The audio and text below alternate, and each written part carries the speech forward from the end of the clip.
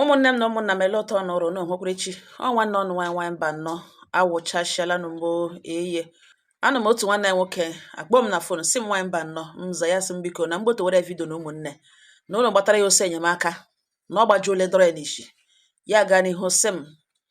na mama ya etolitere dịka nwata na-etolite dịka akụkọ si akọ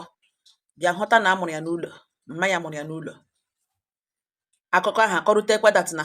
mama ya shi chọọchị eloje n'abalị uhuda abalị ihe ka ebe 8 ọ gara emeghe program na chọọchị mama ya shi chọọchị eloje pụta n'ụzọ mkpịrịta ụzọ ebe na oshi elo otu nwokorobịa agụgba ya kere ihe n'ihu gụgba mma ya kee ya eriri n'ọnụ wege n'ukwu oshishi gaa nga na tọọ ya ime na nwa ha na mma ya mụrụ awụrụzie ya nwa na nwanyị mba nnọọ mza na ihe ewe akụkọ akụre akụkọ ma mma ya na akụrụ ya ma o ji akwa abalị akụrụ na ma iwe akụrụ na mmakpa ukwu ya onye ọbụla ya wụghị onye a na-ezoroghị ya akụkọ ahụ ezo akụrụ akụkọ ahụ otu o shiri mee. Nwaanyị mba nnọọ ọmụmụ mma ya mụrụ ya ebe eti ige mma ya na-agọnị iwe mgbe mmadụ plan sịrị kwọta ụwa ya ka dịrị ya mechazie otu ihe ọwụ emejosi elu n'ala oyi ọbịbịa ya disorganize ya ma dịrị m mma ya ma gịnị mma ya ga-amụzie ịkwa akwa na-akwazi akwa ya etolitere mgbe ya nọ secondary school ya nọ only JSS1 junior secondary JSS1 ka ya nọ enwe a young man one brother otu ya na-eche akpa ya mgbe ahụ one brother hụrụ ya like ya mgbe niile ọ hụkwana ya onye gift o mechaa zọchara ya akwụkwọ ya lọtakwana isi mma esilekwa akwụkwọ mmadụ dashiri ya mma ya jụọ esi onye dashiri ya ọkpọ ya kpọkwana the man ya mara ya atọ the man mma ya ṅụọ ọchị ọ bụrụ na the young man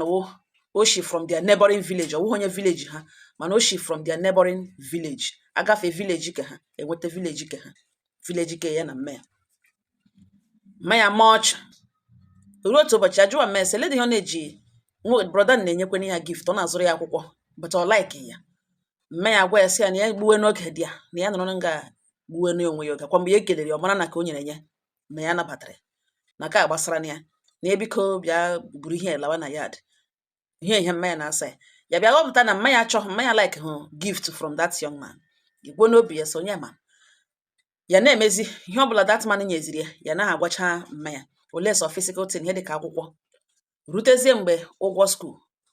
ya ọhụ ha ala ọjọọ ya kwụkwala ụgwọ skuul ya sị ala mba the man na-ewere ego nye so ngwa ya were ga-akwụ ụgwọ skuul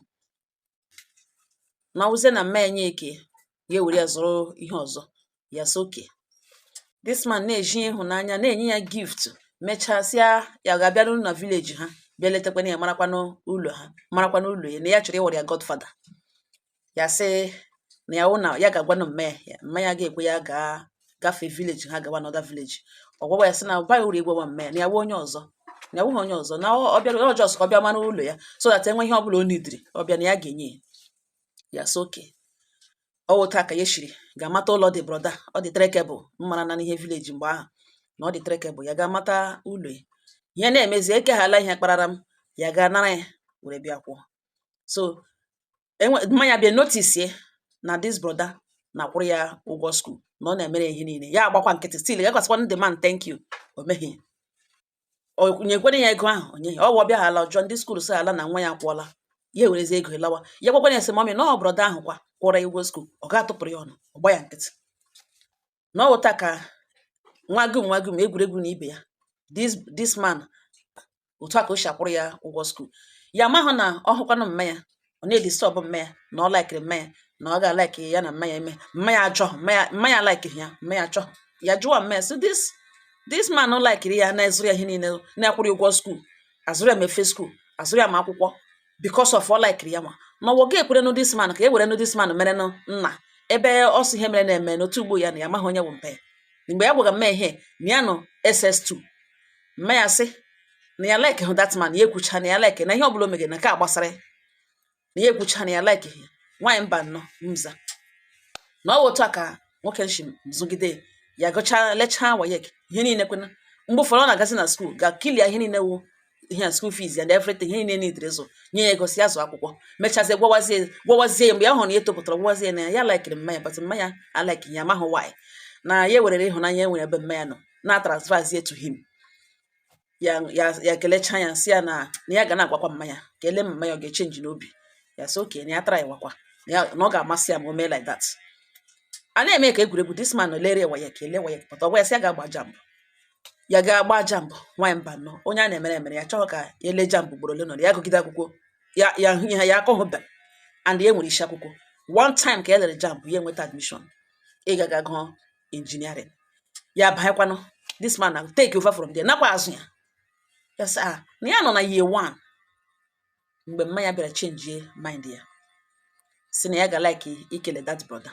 na ọ gbalịala ya ṅụọ dị very happy ya gwa esi ngwa na ọbịa ka ya kpere ga n'ụlọ ya so ọ matachagbola ụlọ ya si na ya matala ụlọ ruo one Sunday mmanya gwa esi ngwa ejikere ka ya ga-ekele that brother na ebe ya gwara si like ya ukwechirikwe na ihe ọ gwawara kemgbe before ya mụọ ya ka ọ na-agwa ya na ya like ya mụtọkwa ya ọ nakwa enye ndụ ya nsogbu ngwanụ na ebe ọ ruole ka ọ gbalịala ka ya ga-ekele ya na mmadụ ka ya wụ ka ya ga-ekele ya that Sunday ya na mmanya ejikerecha obiọma kpacha ya sị mme ngwa ha gawa ha kweligame rute na compound the man onye ahụrụ na ọ mmadụ man na ụmụnne ya abụọ ha ahụ ya hụ mme tubiri wee kpọwa ya aha ya because ya dị mgbe abịara wadị mmanya elekiri ele ha hụ na ya abịakọtagbene ha machaghị ya nga na onye ọbụla machaghị ya mmanya kwebiri ya anya kelee the woman kelee ụmụ ya ha sị ka ọzọ agbapụgasị ọ ga-akpọ nwanne ya nwoke na ya ma onye ha tụrụ bịa ka ọ ga-akpọ nwanne ya nwoke ga-akpọ ya ebe ọ nọ ebe ọ na-elege bọọlụ ya ewere nsogbu ije lụọ ozugbo ọ hụrụ mmanya ya ṅụọ bọdige obere nwanụ ngwa azụta mewe ọjị mmanya ekele si ya sị ka ya bụ ekele ya na nwekwe mgbe e diri ya mana ebe o mere n'ike aka ya na ọ gaghị no thank you rie ihe niile ya sị ka ya bụ ekele ya na ihe ya sịkana ka ya gwakwana ya wụ na ihe o megekwere nwa ya ọ gaghị emekwa ya chenjiwe obi ya the man agwawa ya sị o chenjiri obi ya o chenjighị obi ya na ịhụnanya ya nwere ebe ọ nọ na ya transfer light ebe nwa ya nọ na obi ụtọ ya wụ na ihe ya megere nwa at least ya invest in this boy and ya ma na nwa na ọma akwụkwọ na ya ma na ọ ga-echenji obi ya na ya ma ihe mere na o ji hate ya too much ya na-ezu oshi ya anaghị agba ama mana ọjọọ ọ like ya mmanya gwawazie yes na ihe mere na ihe jiri hate ya eji ya like ya wụ ihe ọ kọrọ one girl uchefuole ihe o ji mkpịsị pịa one girl a na-ajụ sọ gị na asị na ọ enyi ya nwaanyị na ihe ọ pịara the girl adịghị mma na nwoke na-akọ nwaanyị ihe arụghị mma ya sọdụrụ were mmanya na-agwa so were nnọọ mkpịsị na-apịa nwa agbọbịa na merod akụ ya na-akụ ya si alawa na onye ahụ adị mma na o mechara ka onye isi na-adị mma na onye nwaanyị ga-ahụcha datin kwere ya ọ sị this man egbu ikpere chi n'ihu ya egbu ikpere n'ihu mmanya si ya biko na ọ bụrụ maka ọdatin na ọ na-ewe na ịgwa na ya gbaghara ya na ọ chụkwana ihe that girl mere na ọ na-ịjụ ihe that girl mere na that girl na ọ bụ enyi ya nwaanyị na the girl anọgidezi nnọọ shi na-azụ ya gaga na-eme gị cousin brother ya enyi na iwe ya ọgwụ na ọ na-eme onye ọzọ why cousin brother the same family the same na ọ iwe ya na ebiko na ya gbaghara ya na ebiko na ọ gwatọghị ya na ọ gbaghara ya na ebiko ya file na ya jụrụ njọ nwoke n'anya ya ọ ya ga file na ya emeghị biznes na emeghe ihe emeghe marịta gị ego na ya ga-eleji anya na ọ gwakwanụghị ya na ebiko na ọ eziokwu dide ya kụga ihe ahụ na ụfọdụ ndị mmadụ gbakọrọ na-ele ya ụfọdụ sokwana ya brother leave that girl na ya ma na o so na ndị hụrụ ya na that girl last girl ya detecha before ya hụzie like ya ma na ọ hụrụ ihe mere that day na the girl just mege ya ihu na bịa na family ya na-emege ya enyi emege cousin brother ya enyi so ọwa iwe na ebiko na ya gbaghara ya na ebiko na ya ga-akụ ya ihe na enyi dị ya na-akụ nwaanyị ihe na ọ jụkwa ụmụnne akwa ihe biko nakwa ọ hụrụ nwanne ofu nwanne nwaanyị nga mgbe ọ jụdele eme nwere nshi ya kụrụ ya ihe mbụ ọ sị ihe ahụ o rịọga mme ya bịa hụ mme ya emenwene nwa ka ejiwa ya pụwaziere ha mgbe ya na-alọtala ha abụọ smile wala ya bịa hụta na mmanya ekwerele obiọma kpacha ya nwaanyị mba nnọọ mza na ọ wote ya ka ije ashiri ya na mmanya shiri bido na-eme ya na-eme ya rere mmanya ma etepelezi ga ahụzie ya mmanya ma etepelezi ga ahụzie ya ya be notisizie na mmayazi na dị very happy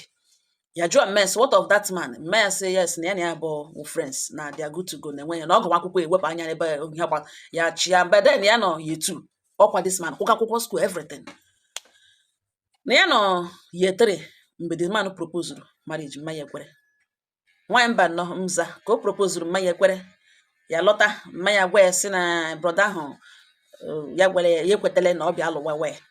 ya ṅụọ dị very happy ya dị very happy crochet ya gawa n'ụlọ the man nye shi school rute ya gụrụ gawa n'ụlọ the man ahụ ya chịwa ya gụrụ ya ọ jụwa ya sị na mmanya nwere ihe mmanya gwara ya sị and ya dị very happy na ya dị very happy na nwaanyị mba nọ mza na ọ wote this man shiri bịa n'ụlọ ha mmanya na mma akwụkwọ ya na mpa akwụkwọ ya kpọkete gwawazie ya otu eshiri mụọ ya nwa na nwa ha nwaanyị shi chọọchị eloje n'oge abalị amaghị onye nwa okorobịa onye vileji ha bubara ya n'ime ọhịa wakpe ha amaghị onye nwa ya ahụkwana ihe mere na mgbiri ha abalị the person kpu ihe n'ihu shi n'azụ gọgba mmanya onye dịghị opportunity ilelite anya were nke akwa keshie mmanya ọnụ fụshie ya anya bubara ya ime ọhịa ga-eme kere ya mana ọ wote eshiri mụọ nwa ya nwoke nọ n'ngala na Chineke nna m otu na osheme ihe ọhụkwanụ the boy like ya bido nye nwere aka mana skuul na ọwụghị onye ọhụrụ ebe a na ya sị ka ha gwa ya ntọala otu eshiri mụọ this boy the man asị ha na nsogbu anọ na ọ bụghị onye tụrụ ime na ọ bụ onye zụrụ nwa na o metụtara ya hụrụ the boy ya laikiri ya already ya laikiri ya na ha hapụga ihe ndị a na-aga ịkọ na ọ bụ onye zụrụ nwa matara ọwụghị onye tụrụ ime mpakwukwu ya onye ọbụla dịcha very happy na ọ wụta o si bịakwa ụgwọ isi mmanya kporokwu mmanya ma ya zụrụ mmanya lawa ka ha rutere dozie na the whole family members na ha dị mbụ mara ya nwa ha nwoke wụ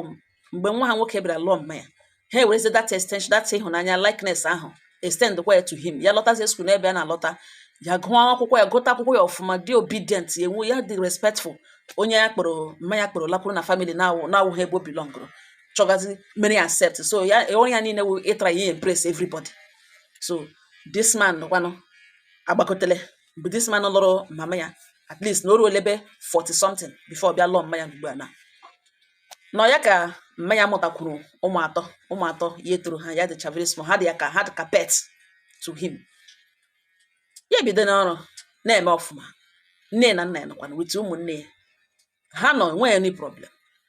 ruo otu ụbọchị nwaanyị mba nọ ihe nugbo ya kọgara m na ọ last year August ka okwu a pụtara mmanya lara August meeting mpa ya this man wụzi foster father ya akpọ ya na enwere ihe ya chọrọ ka ya na ya bụ discuss ya sịrị ya sị ya lọta from ebe ya bi because ya nwana n'ọrụ na-eweta ego in fact ya emega ọfụma ya lọta mpa eji oji sị na ya ga-agwa mgbe ọ ga-elu n'August ya ga-like ka ya na ya bụ na-enwe ọ dị mkpa ka ya na ya bụ discuss or something ya sị okay ruo August mmanya lawa August meeting ya lọtazie ofozi ya nwa mpa ya na ụmụnne ya atọ ndị obere ha etolitere ahụzikwa ha oruru ụmụaka like that mpa ya sit down wee sị na ya chọghị ibu ihe mgbe ya na-agwa ya ala 6 feet na ọ dị mkpa ka ya gwa ihe mgbe onunu na ọ dị very important ka ya gwa na ndị ya amaghị otu ọ ga-ewe mana otu ọbụla ọ chọrọ isi wee na ya anọghị ya ime accept ya na-ele the man ọ gwawe na actually na ọ ya nwawo the man wakporo mmanya na ya like gị mmanya na ya achụọla mmanya chụọ mmanya chụte mmanya aka mmanya anaghị ekwe no efe n'ishi mmanya anaghị ekwe dị onye na-enye dị ya listening ear ma ọ fọzikwe ka m chee ya eche ya bịa dị obsessed with mmanya ekwensu webata ya echiche na ime ya bịa target mmanya ọ na-agata chọọchị ọfụma chọọchị ha mege program that day mmanya ya hụrụ mmanya ka ọ gafere ọ na-agafe village ha agadi chọọchị ya hụ mmanya ka ọ gacha ma na ọ gawala chọọchị ihe a program ya chọọchị ahụ ha mege 7 days program ya esoro gawa the chọọchị na ịgada the chọọchị eche mmanya ka chọọchị gbasara program a na-agbasa ebe 8:30 ya mara na hụrụ abalị a mmanya ga-elowenu because ọ na-anya na-eshi na village ahụ abịa because ha ụlọ mma ha nọ almost close to boundary ha na village so na ọ weta eshiri ekwe echiche ọjọọ ahụ shi bata ya n'isi ya gaa mgbe chọọchị gbasara ya latawa ga-echerezie mmanya na mkpịrịta ọhịa isi mmanya zuru ya buru ebuba ya n'ime ọhịa gbakpe na ọya nwawo biological father ya na ihe ọkwa na biological son ya na ọkwa ihe eji mata na ihe agwa ọjọọ ya kpara mmanya following that na mmanya mara be nwoke na ya nwawo the first man n'abalị a ka enotisi na mmanya amahụ nwoke na ọ ya the first man afọ ime acha ya dị na mbụ ghọta dat na ihe na ọwụ nwa ya enweghị ya na ya na-ebe na enweghị ya na ya bụ duge na ọnwa ya ya emekwenye ji dị involved as early as possible zụọ nwa ya na ya mahụ otu esi agwa ihe na ebiko gbaghara na mgbe nwa okorobịa na-eti eti ya dị very much young na ọ bụrụ ugbu a ya ga-eme ihe dị otu ahụ na ebiko na ọhịa si ka ya gwa ya mahụ otu ọ ga-esi ewe ọ si na-ele this man ele ekporo feeling ya na-enweta emix ya with happiness mix to with obere iwe ya ma ya ewewe iwe ya ma ya happy iwe ya na-ele ekporo na ya dị happy at least na onye nụ zụrụ this man ya likere na ọ bụ biological father ya dị ha happy na ihe mere na emotional trauma mma ya gabigara ma akwa abalị ma gịnị ma ikwu niile a na-aga onye mere detin ya eleke detin ya amaghị ihe echere eche ya sọsị gị na okwugharịa ha na ya wụ na ọwụ nwa ya nwoke na ọ ya ụdị ọkpara ya gwawesị ihe na ugbo ene mma ya lọta ga-agwala ya ihe na ugbo okogere ya sọ ihe eji sị ka ya gwe ọ dị mkpa ka ọ matagodi n'ihi na ugbu a na ọwụla adult na ọ dị mkpa ka ọ mara na ọsịsị ka ha gwa mma ya ha gwa mma sịkwana ka agwala mma ya no problem na ihe dị ya mkpawo na ọwụ ya nwee mara datị na ọwụ nwa ya ya gwana nna ya ya jụọ ihe again si ihe na ugbo ogwegwe gị na ọzọ fụ ụmụnne ma mma ya ya sị everybody every member of the family dị aware na ya gwara ha na ha ma na ọwụ nwa ya na ha ma na ọwụ member of the family na ha ma na ọwụ nwa ya na ọwụ hụ ga na o yiri ya somehow na ọwụ hụ ga na nwanne ya nwoke ka ha na o shiri ya n'ime na ọwụ nwa ha na ọwụ hụ foster enweghị ka foster father foster son ebe a na ụmụnne na family mma ya dị aware na mma ya na-enye ya nsogbu na mma agwala ya since na mma ya na-enye ya nsogbu na orube mgbe ọ ga-agwa nwa na ọwụ ọbara mbriji na ọwụ ọbara ya na ọwụ orube adịghị ama ma ụra buru anya ote mmadụ na-apụ pụọ n'ụzọ nwa accident nwa bido feel out of place feel we na akpụrụ nne ya kpụrụ lọtaghị ya na ihe na ọwụ ụlọ na ya gwa nwa na ihe n'idere ma ka o mee ihe ahụ mara na ọ nọ n'ụlọ nne na nna ya na ọhịa mma ya na-agwa everyday even till now mma ya ka na-ekwukwe ya wụ mma kwukwu ya na nwaanyị mba nọ ya si mpa ya na this ihe ọ were na ọ dị ya too heavy ka ya laghachi ọgọdọ ebe ya biga chebara ya echiche mpa ya si nsogbu anọ ya laghachi te mgbe ya nene echere dịtị na eche ya echiche anya ya lọta ka ya lụrutere na Christmas gwawa mpa ya na ya ekelere ya fọ ọzụzụ ọ zụrụ ya fụ inye ya ndụ mana ya adịghị proud of ihe o mere na ya like ihe the other way round na ọkwa na ọwụ ihe na o mere na ọ na-ya ịmụ ya mma ya nwere ka ọ na-ịlụ onye ọzọ na nke ya werere ihe niile bụ ya destiny na nsogbu anọ na ya nọ na ihe e kwuru na ihe a na-emezi ugbu arụ na ya chọghị ka mma ya nọrọ in the dark na nwamba nọ n'ọhịa ekwere ekpom ugbu ene na-ele otu esi aga about it ọ dị necessary ịgwawa mma ya ka ọ wụ gwawawa mma ya n'ọhịa ya sị ka ya gbotoro m mbọ na ya gbagharala this man na ya likere this man too much na ụdịka ịhụnanya ojii ya the entire family ọhụta ya ga-esi gwa mma na enwere ike gwa mma ya ugbo ya ebuo ngwengwe bere lawa ga-egwegodo ụmụnne before ya mara amenwe police involve efewe n'isi sa na-alụgachi this because that incident disorganized mma ya na ya mahụ ote mma ya ga-ewe ya na ya mahụ ma ya handle well and ya hapụ ịgwa mma ya na the secret na ọ dịrị ya too heavy na onwe otu ọ dị okwu ekwulekwucha nsị nna m ya sị anọ na m ihe ikwuru ihe niile ikwuru doro m anya ebe a mpanụ mere one of ọkpara agwa otu agwa n'ime agwa ọjọọ eji mara human beings mkpanụ kpara otu agwa n'ime agwa ọjọọ niile eji mara human beings ọ otu na-aka ọkpara ihe ewu arụ dị mbụ emerenwe agwa ọjọọ ụmụ okorobịa dị mbụ emerenwe and ọhịa o mere na obi nwata mgbe ọ dị young and obsession that word a na-akpọ obsession ọ dị very very important ọ dị very very dangerous ihe nọ ebe ahụ wụ a sị were be m mara be m were be m were be ụlọ gị mara ụlọ nke m ọ baghị uru isi bịa mara otu m si biri were ụlọ m mara ụlọ m your father gwara ya gị handle ya do you know the reason iji handle ya he handle because o played his role as your father. He played the role of a father. He was there. He never left you. Honor there, feel the vacuum. Zwango, kuwango, ge kwonochem. We're here what today. Otani she handle it. Don't be surprised. Okote mange she handle it. So all the very very important. Ke no present. Oguma ge manga ge handle it. Mpango agakwala gwa your mother alone. Oto shi kpokete ngwangi. Oge gwa ya your mother no present.